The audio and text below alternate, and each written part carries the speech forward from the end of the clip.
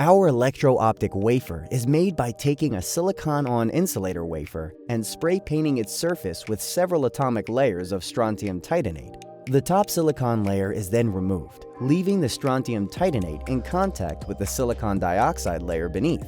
Next, the wafer moves to a new chamber to grow barium titanate using off-axis sputtering. This approach ensures exceptional crystalline precision at a fast rate. Customers can create waveguides from the barium titanate through precise patterning and etching. We add metal contacts and send light through the structure.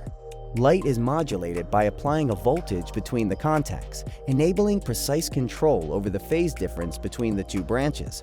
This material is 10 times more efficient than lithium niobate, significantly reducing power consumption in applications ranging from transducers and optical communications to photonic quantum computing.